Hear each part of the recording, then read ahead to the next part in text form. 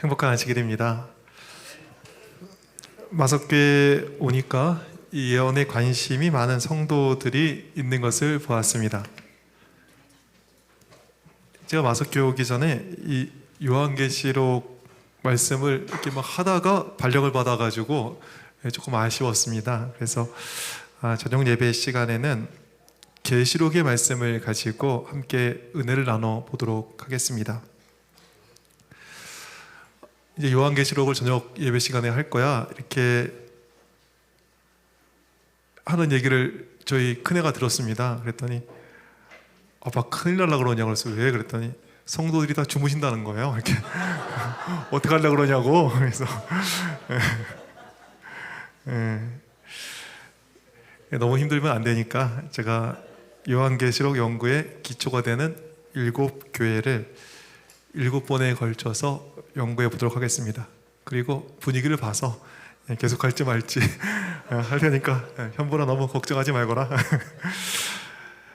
요한은 먼저 소아시아의 7교회에게 편지를 씁니다. 7교회는 로마 정부가 133년부터 또 130년에 걸쳐서 건설한 대로를 따라서 한 바퀴 돌면서 만나게 되는 그러한 교회인데요.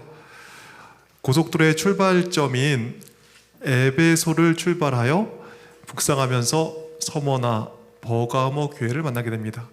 그리고 남동쪽으로 방향을 바꾸면 두아디라, 사데, 빌라델비아, 라오디가를 만나게 되죠. 그리고 거기서 이 에베소부터 쭉 나오는 또 다른 우편 도로와 만나게 되어서 이렇게 한 바퀴를 돌게 되는 그러한 구조가 되겠습니다.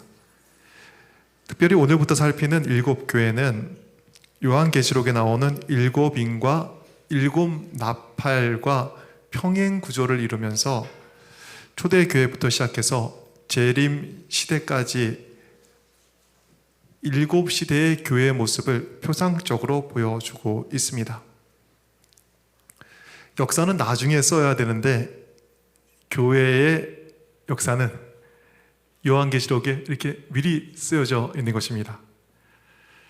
잠깐 좀 살펴보면 사도들과 초기 기독교 시대, 그 100년의 기간이 있는데요. 저 시대를 사도시대라고 합니다. 저 시대를 보여주는 교회가 있는데 바로 에베소 교회가 되겠습니다. 그리고 100년부터 있었던 그리고 313년까지의 시대를 순교의 시대라고 하는데 저 순교의 시대를 서머나 교회가 보여주고 있죠. 그리고 콘스탄틴 황제가 회심을 하면서 313년 밀란 칙령이 내게 됩니다. 그러면서 교회의 자유가 찾아왔습니다. 더 나아가 황제가 교회에게 여러 혜택을 주게 됩니다. 욕심쟁이들이 교회의 지도자가 되고 교회가 급속히 세속화가 되었습니다. 세속화 시대의 역사를 버가모 교회가 보여주고 있습니다.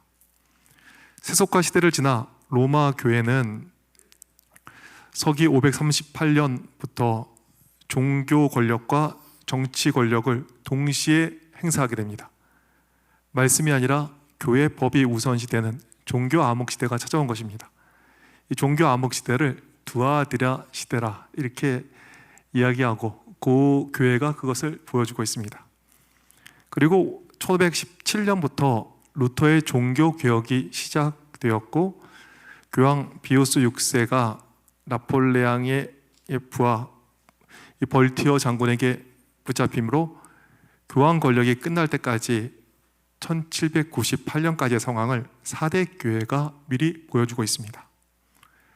더 나아가 크지 않은 능력을 가졌지만 온전히 복음 전파에 힘쓰던 시대가 있었는데 바로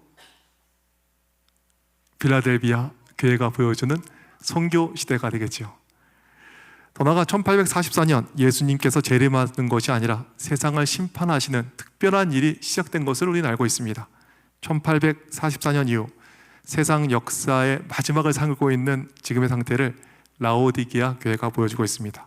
오늘은 그 중에 첫 번째 교회인 이 사도 시대를 상징하는 에베소 교회에 대해서 살펴보도록 하겠습니다. 에베소 교회는 처음 사랑을 잃은 교회입니다. 그럼 먼저 에베소 교회의 배경에 대해서 살펴볼 필요가 있겠습니다. 바람직하다라는 뜻을 가진 에베소 교회는 에게의 연안에 키스터스 강 하구에 자리 잡은 아름다운 항구 도시였습니다. 에게에 자리 잡은 에베소는 기후가 너무 좋다 그래요. 날씨도 좋고 살기도 좋은데 교통까지 좋은 곳입니다. 북쪽으로 올라가는 로마 이 서부 도로의 시발점이기도 한 곳입니다. 고고학의 발굴을 통해서 에베소의 모습을 보게 되는데요.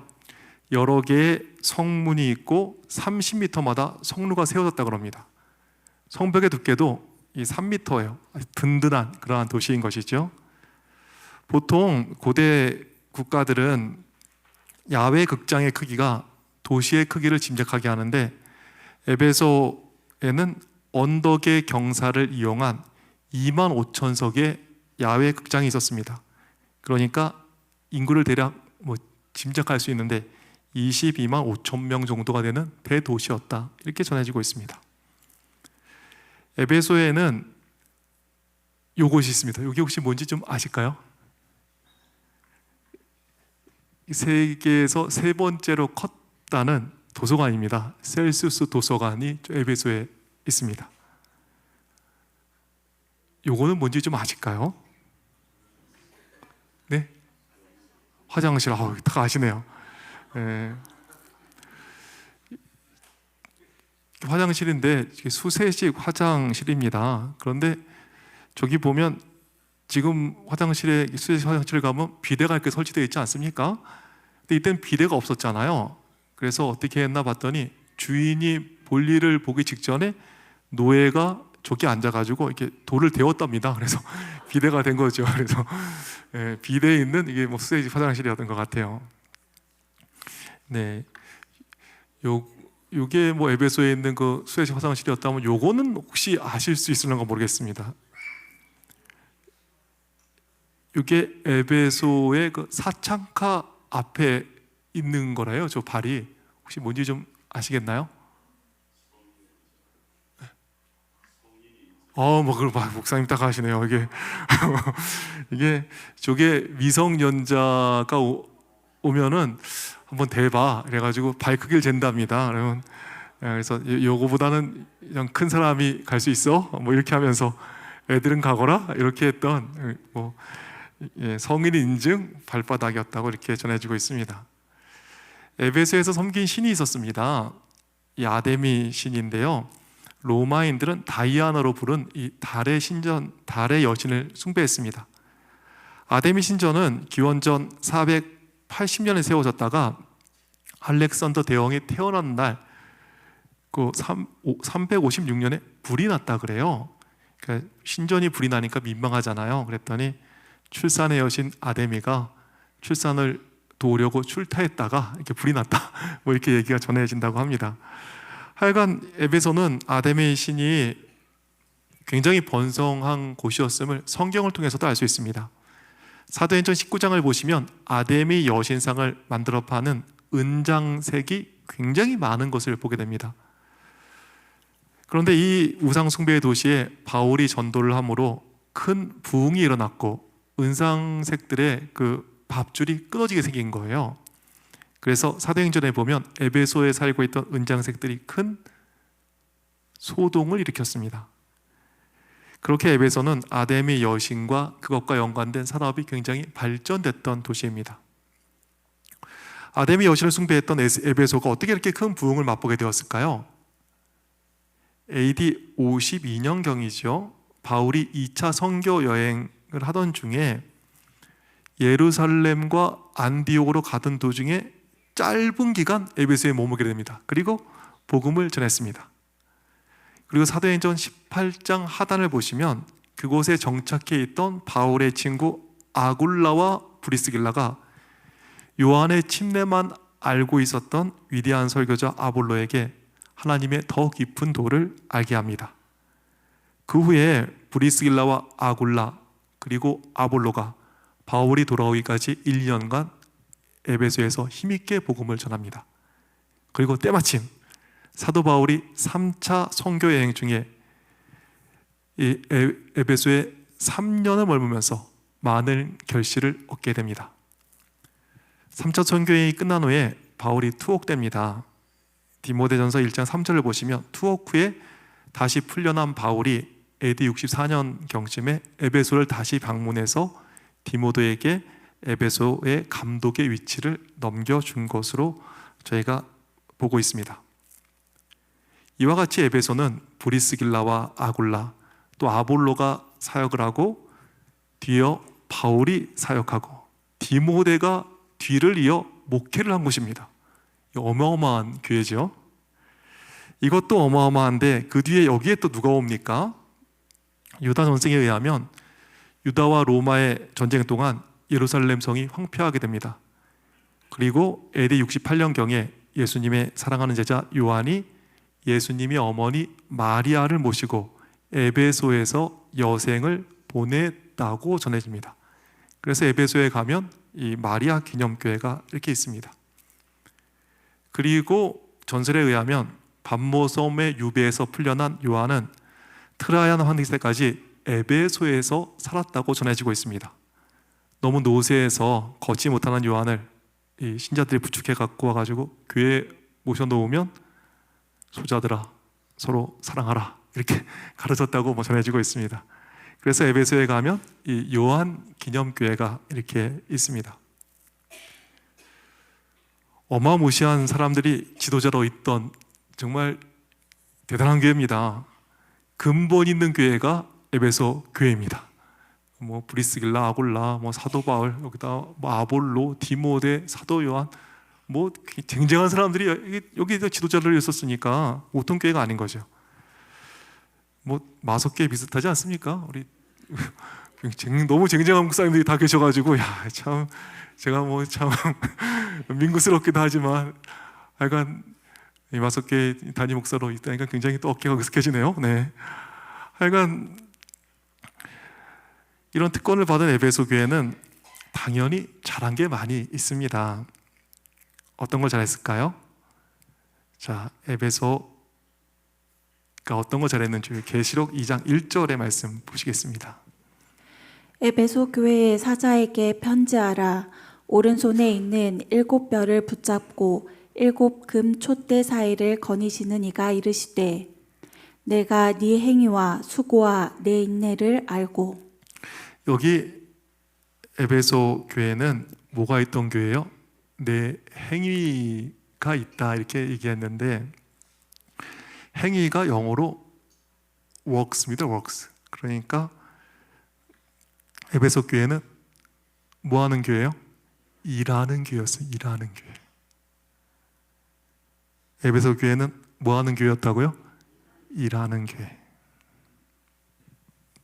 일할 때 뭐 쉽기만 합니까? 일할 때 어렵고 힘이 들지 않습니까? 그래서 일하는 수고가 있는 교회가 에베소 교회였습니다. 더 나아가 그 힘든 일을 견디는 인내가 있는 교회가 에베소 교회였습니다. 그래서 내가 내 행위와 수고와 또 내 인내를 알고 라는 말씀을 주님께서 주시는 거죠. 특별히 행위라는 저 단어는 조금 이따 다시 나오니까 잘 기억해 두셨으면 좋겠습니다. 행위가 뭐라 그랬어요? works, 일이라고 잘 기억해 두시면 좋겠습니다. 행위와 수고와 인내가 있는 너무나 아름다운 교회가 에베소 교회였습니다. 더 나아가 에베소 교회는 영적 분별이 있던 교회였습니다. 에베소 2장 2절부터의 말씀을 보시겠습니다. 또 악한 자들을 용납하지 아니한 것과 자칭 사도라 하되 아닌 자들을 시험하여 그의 거짓된 것을 네가 드러낸 것과 네가 니골라 당의 행위를 미워하는도다. 나도 이것을 미워하노라. 에베소는 지리적인 그 이유와 또 이 굉장히 번잡했던 입지 때문에 온갖 말썽꾸러기와 허황된 거짓 교사들이 많이 모여들었습니다. 너무나 훌륭한 지도자들이 있던 에베소 교인들은 이거를 잘 감지했습니다. 특별히 에베소 교회는 니골라 당을 미워했다 이렇게 쓰고 있는데요. 니골라 당에서 알아볼 필요가 있겠습니다. 니골라 당은 1세기부터 4세기까지 초대교회 안팎에서 교회를 위협했던 영지주의자의 한 분파로 알려져 있습니다. 특별히 사도행전에 나오는 7 집사 중에 한 사람이죠. 니골라 집사에 의해서 기원됐다는 주장을 하고 니골라 당이 생기게 되었습니다. 왜 이들의 행위를 미워했는지 영지주의자들의 가르침을 보면 이렇게 나오는데 잠깐 이게 말 같지 않아서 조그만 글씨로 이렇게 썼습니다. 한번 좀 읽어주시면 보일런가 모르겠습니다. 세상은 최고의 신이 지은 것이 아니라 낮은 신인 구약의 하나님이 창조했다. 그러기에 낮은 신이 계시인 구약 성경은 자신의 믿는 최고의 신의 계시인 신령한 지식보다 낮은 것이다. 낮은 신인 구약의 하나님의 아들 그리스도 사도들보다 자신들이 더 우월하다. 예수 그리스도의 잉태는 초자연적이 아니고 몸은 보통 육신이었는데 수침시 그리스도의 영이 임하여 메시아의 직분을 하게 하시다 십자가 위에서 떠나버렸다. 물질과 육신은 악하고 영은 선하다. 그러므로 육체는 중요하지 않기에 학대하고 방종해도 좋다. 율법은 끝났으므로 사람은 아무 법이나 규례 또는 규정에 얽매일 필요가 없이 자기 원하는 대로 살 수 있다. 사람은 믿음으로 구원받는 것이 아니라 자신들이 깨우친 지식에 의해서다. 복잡하잖아요, 그렇죠? 말이 안 되는 것 같은데 또 어떤 거는 또 우리가 아는 언어도 있고 이상합니다. 그러니까 영지주의는 유대교 사상의 헬라 철학과 페르시아 철학과 또 로마의 여러 종교와 그리스도교를 혼합시킨 그러한 종교 철학이 되겠습니다. 그런데 이거를 미워하고 잘 분별하는 영적 안목이 있던 교회가 에베소 교회였습니다. 그런데 인내하며 수고하던 교회, 거기에 예민한 영적 분별력을 갖춘 에베소 교회가 변질되기 시작했습니다. 요한계시록에 나오는 7교회는 7시대를 얘기한다고 말씀드렸습니다. 에베소 교회는 예수님의 십자가 이후에 AD 100년까지의 교회를 가리키는 교회입니다. 로마에서 옥중 서신을 써서 에베소에 보낸 AD 62년경만 해도 에베소 교회는 순결한 사랑과 진지한 열정이 넘치던 교회였습니다. 그런데 요한이 반모섬에서 계시록을 쓸 AD 96년쯤 돼서는 상황이 달라졌습니다. 40년 사이에 행동하는 믿음과 수고와 인내가 있던 교회가 처음 세대가 떠나게 되었습니다.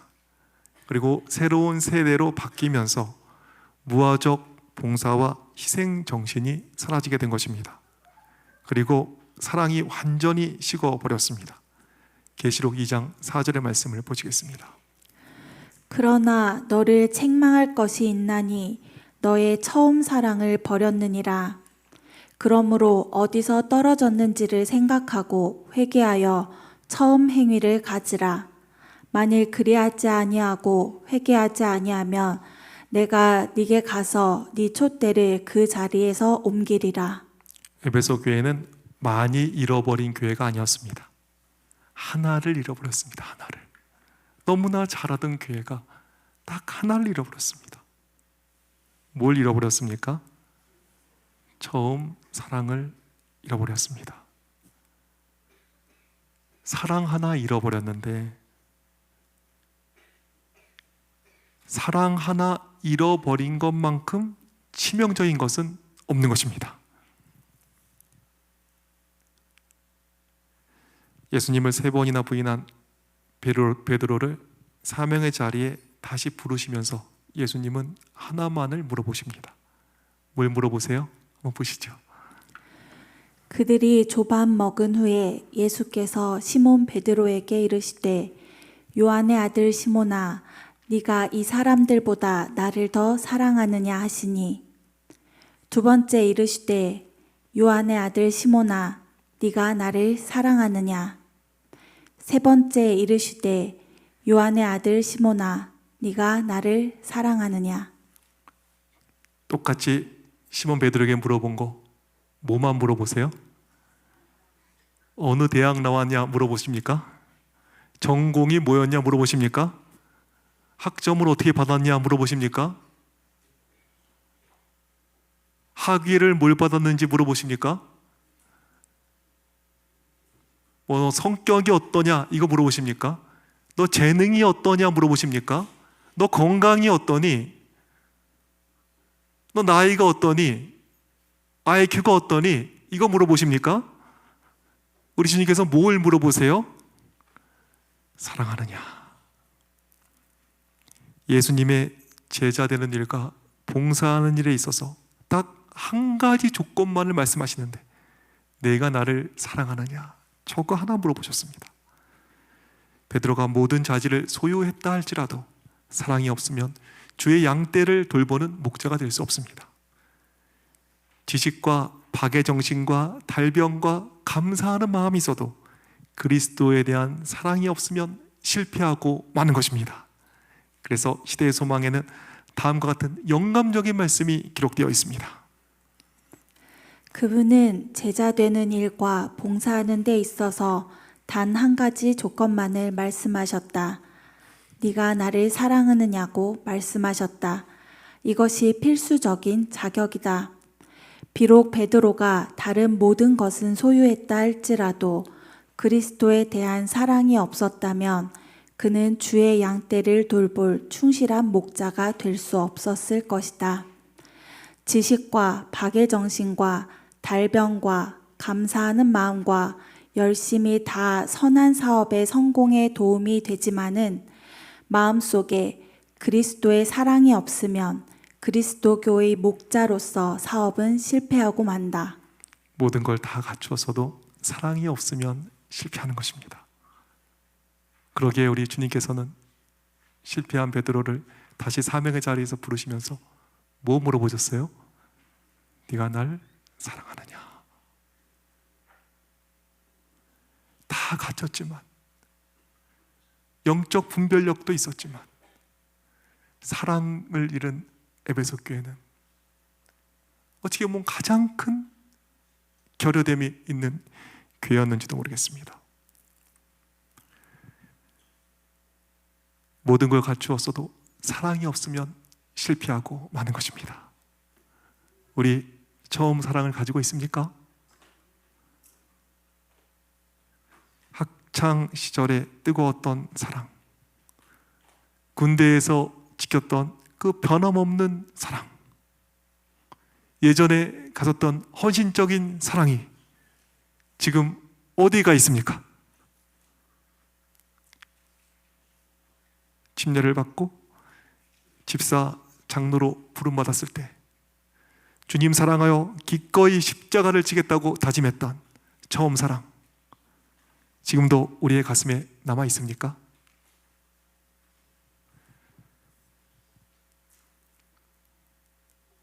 저도 세상의 모든 것 뒤로하고 주를 위해서 목회에 나왔던 그 처음 마음이 제 영원한 마음 되기를 기도하고 있습니다.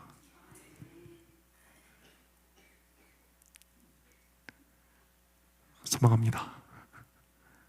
우리 주님 사랑하는 그러한 사람 되기를 간절히 소망해 봅니다. 너무 감사한 것은 처음 사랑을 잃은 에베소 교회 성도들을 우리 주님께서는 버리지 아니하시고 그 가장 큰 결여에 있는 그 가장 큰 어떻게 보면 그 문제가 있는 교회를 버리지 아니하시고 처방을 주십니다. 사랑 하나 잃었는데 모든 것을 잃어버린 사랑을 잃은 교회에게 우리 주님은 어떤 처방을 주었을까요? 어떤 처방을 주었을까요? 그리스도를 위한 사랑이 식은 것 같은 느낌이 있는 성도들은 잘 들으셔야겠죠? 자, 어떤 처방을 주셨는지 보시죠. 이 사랑을 잃은 교회에게 계시록 2장 4절 있는 말씀 보시죠. 그러나 너를 책망할 것이 있나니 너의 처음 사랑을 버렸느니라. 그러므로 어디서 떨어졌는지를 생각하고 회개하여 처음 행위를 가지라. 만일 그리하지 아니하고 회개하지 아니하면 내가 네게 가서 네 촛대를 그 자리에서 옮기리라. 어디서 떨어진 것을 생각하고, 이 모펫이라는 사람은 이것을 다음과 같이 번역했습니다. 내가 거기에서 떨어진 그 높이를 기억하라. 사랑 하나 잃었는데 수준이 너무 떨어진 것입니다. 그러니까 그거 회개해라 이렇게 얘기하고 있죠. 신앙 사랑을 잃어서 신앙 수준이 떨어진 거, 그것은 돌이키고 회개해야 되는 일입니다. 여기까지는 이해가 되는데 그 다음이 참 이상합니다. 어디서 떨어졌는지를 생각하고 회개하라 한 다음에 뭐라고 말씀하세요? 주님께서 처음 행위를 가지라. 사랑을 잃은 에베소 교인들에게 처음 사랑을 가져라가 아니라 뭘 가지라 그래요? 처음 행위를 가져라. 아까 행위가 뭐라 그랬습니까? 영어로 works, 즉 일을 다시 시작해. 처음에 했던 그 일 다시 시작해. 그 이야기를 하고 있는 것입니다. 여기에 너무나 귀한 진리가 있습니다. 벌써 한 2달 이제 넘었네요. 보니까 제가 여기 온지. 제가 마석교회 처음 와서 부임 설교를 했습니다. 다 잊어버리셨겠지만, 또 잊어버리셔야 제가 또 뭐 할 얘기가 있지 않습니까? 이렇게 다 기억하시면 참 어렵습니다. 그런데 그때 사랑할 때 뭐 사랑하는 마음이 생기기까지 기다리지 말고 사랑한다 치고 일하라. 그리하면 진짜로 그를 사랑하게 된다는 말씀을 드렸습니다. 사랑하는 마음이 생길 때까지 기다리지 말고 일하면 진짜 사랑하게 된다. 이 말씀을 드렸는데 요한계시록에 지금 그 얘기를 하고 있습니다. 저는 목회를 20년 넘게 했습니다. 그러다 보니까 뭐 얼마나 많은 부침이 있었겠습니까? 우리 은퇴하신 목사님들 비하면 아무것도 아니겠지만 저도 뭐 나름의 뭐 부침이 있지 않았겠습니까?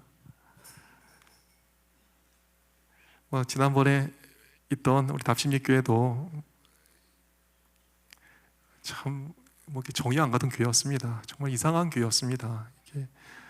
답심리교회에서 제 설교를 지금도 이렇게 듣고 계시다는 분들이 계시다고 하는데, 성도들이 다 아는 사실이니까 답심리교회는 정말 이상했습니다. 얼마나 이상한지 목사님들께서 6개월 목회를 하다가 다른 데로 가시는 그러한 교회였습니다. 사랑하는 마음이 저도 뭐 생길 리가 없었습니다. 정말 여기 왜 왔나 이런 한숨이 절로 나왔습니다. 근데 제가 잘한 게 사랑의 마음이 생길 때까지 기다린 것이 아니라 그냥 사랑한다 치고 열심히 교회를 위해서 충성을 다했습니다. 시간을 드렸고 재정을 드렸고 정말 제 시간 거의 갖지 않고 교회를 위해서 모든 것을 다 썼습니다. 결과적으로 지하 1층부터 6층까지 있는 교회인데 그 모든 것이 새롭게 탈바꿈하게 되었습니다. 1층에서 지하 1층부터 6층까지 손이 이렇게 가서 바뀌지 않은 곳이 없었습니다. 잘 들리지 않았던 음향 장비도 전국에서 제일 좋게 바꾸게 되었습니다. 이 마석교회 음악 장비도 참 문제예요. 이렇게 찬양을 잘 하시는데 이게 참 이거를 제 안타까움이 있습니다. 그래서 신디사이저 소리가 안 들려요. 이렇게 방송실에서 카톡을 하시더라고요. 그런데 이 신디사이저 올리고 그러면 또 찢어가죠. 안 돼. 이러면서 참 어려워하시더라고요. 이렇게 참. 하여간 제가 기도하고 있으니까 좋은 일이 있을 거라고 저는 확신합니다. 그런데 참 이상한 게 그렇게 이상했던 교회입니다. 마음이 별로 가지 않았던 교회인데 마석교회가 거기보다는 큰 교회입니다.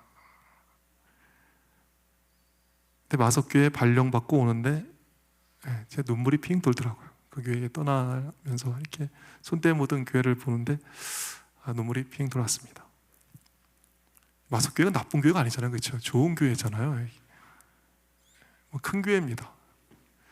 그런데 이렇게 거기보다 작은 교회를, 여기 마석교회보다 작은 교회를 떠나는데 이렇게 눈물이 핑 돌았습니다. 정말 정이 안 갔던 교회인데 사랑한다 치고 열심히 제 할 일을 하고 또 충성을 다하니까 정말 그 교회를 사랑하게 되었습니다. 사랑을 잃은 교회에게 우리 주님께서는 말씀하십니다. 뭐라고 말씀하세요? 처음 했던 그 일 하면 돼. 이렇게. 처음 했던 그 일 해. 지금 손 놓고 있는 그 일 해. 상처받아가지고 떠났던 그 일 해. 속상해서 멈췄던 그 일 해. 잠시 세상에 정신 팔려서 놓고 있던 그 일 해. 우리 주님께서 말씀하시는 것입니다. 내키진 않더라도 다시 일하셨으면 좋겠습니다. 진짜 교회를 사랑하고 진짜 주님을 더 사랑하게 되실 것입니다. 그래서 처음 사랑을 잃은 에베소 교회를 향해서 우리 주님은 처방을 내리십니다. 사랑하는 마음 생길 때까지 기다리지 말고 일해. 일하다 보면 진짜로 처음 사랑을 회복하게 돼. 그 말씀하고 있습니다. 지난주 은퇴 이후에 구박받는 그 일본 남편들의 이야기를 말씀드렸습니다. 아내는 그 은퇴한 남편을 떨구기 위해서 애를 쓰는데 남편은 안 떨어지려고 그러고, 그래서 안 떨어지는 남편을 젖은 낙엽이다 뭐 이렇게 부른다고 설교 시간에 말씀을 드렸습니다. 그랬더니 최훈 장로님께서 그러시는 거예요. 목사님, 저 결심했어요. 그랬더니 뭘 결심했어요? 그랬더니 저 은퇴 안 하려고요 그러더라고요. 그래서 왜 은퇴를 안 하세요? 그랬더니 젖은 낙엽 되잖아요. 이렇게 젖은 낙엽 되면 안 될 것 같아가지고 제가 안 하려고요. 뭐 이렇게 얘기하시더라고요. 은퇴는 함부로 하는 게 아닙니다.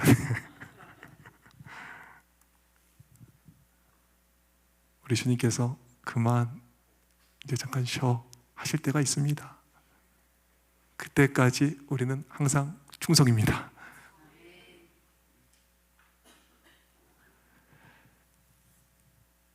속상해서 놓았던 일을 다시 시작함으로, 안 알아줘서 마음 상해서 놓았던 그 일을 다시 시작함으로 처음 사랑을 회복하게 되기를 간절히 바라겠습니다. 이건 내가 하기엔 좀 너무 버거운 것 같은데, 그 용기가 안 나서 시작 못했던 그 일을 시작하셨으면 좋겠습니다. 저는 마석교회는 에베소 교회가 잃었던 그 사랑의 마음을 가지고 있음을 저는 확신하고 있습니다. 왜냐하면 이 교회는 정말 헌신적으로 일하시는 성도들이 너무 많으시더라고요. 이제 바라기는 우리 모두가 주께서 주신 처방의 말씀대로 처음 행위를 가짐으로 다시 일을 시작함으로 주님 더욱 뜨겁게 사랑하는 은혜를 누리는 모두가 되기를 간절히 바라면서 오늘 말씀 마치도록 하겠습니다.